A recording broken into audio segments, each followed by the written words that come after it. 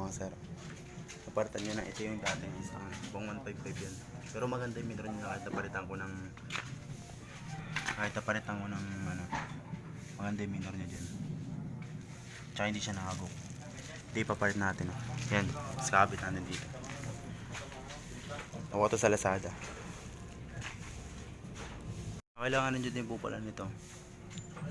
Itong manifold na to kasi ibang manifold nyo. Ito ang manifold. Yan, di tornilyo din kasing carb na to. At di-clamp. Yung mga sir, update lang. Naisip kong kuhain yung nandito nyo nakalagay na plastic. Basta pag didikitin ko na itong dalawa. Gamit kong 1101. So naisip ko lang itong gawin. Pero di ko na po sinasuggest na gawin ng lahat. Yung 1101. Para nakadili ito, para wala talagang singaw. Okay, update lang. Pisin nyo na siya ng ganyan. Paikot.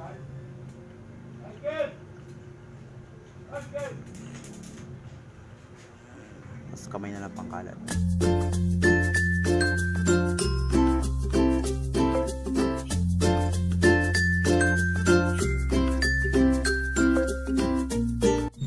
Papatayuin lang una natin siya. Mukha lang ko siya may sobra pero wala ko yung sobra dito. Gano'n ko na wala. Papatayuin po muna ito kasi yung iba po hindi pinapatayo yung ganito eh. Kaya pag kinabit siya ng ganun tapos pinandar kung sakali man, malambot pa rin. Kaya yung lumulobo yung ganyan.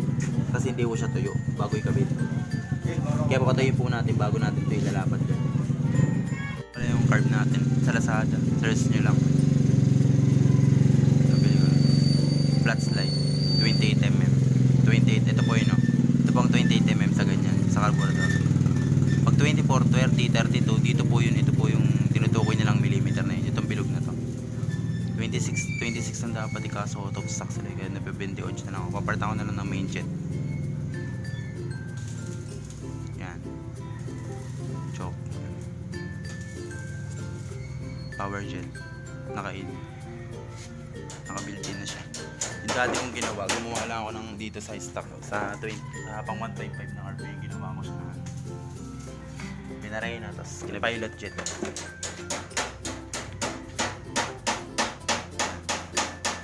ilang ko siya.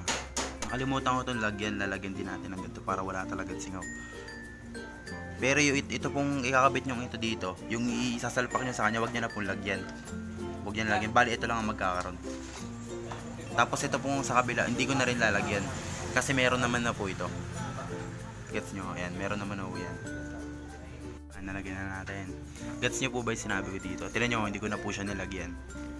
Kasi isasalpak natin siya dyan. Dapat yung kapartner nyo wag nilalagyan kasi masyado ng marami.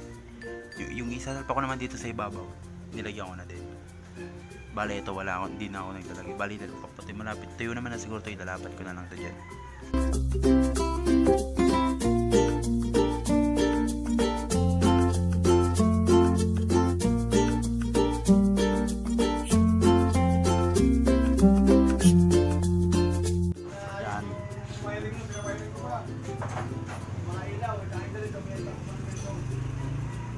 Para sakto yung butas ng dalawang to, hindi mahirap kasi didikit na ho siya eh. Didikit na to eh.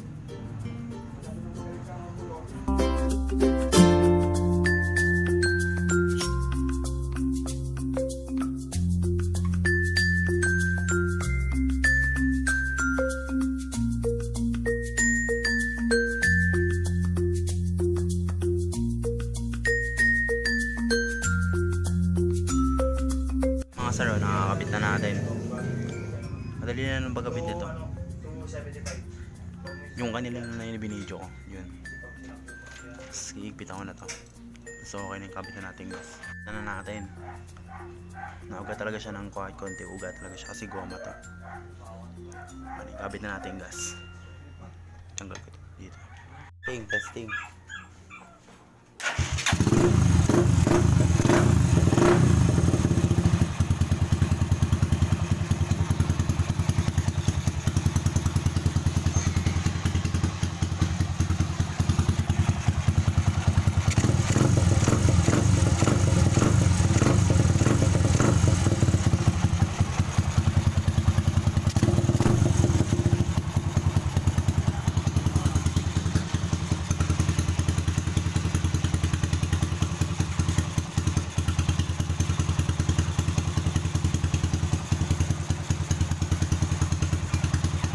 sir, nakabit ko na yung mga upuan, tangga yung lahat.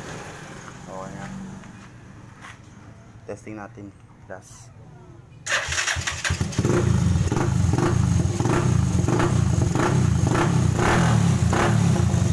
Comment nyo yung mga gusto nyo malaman dito sa motor na to.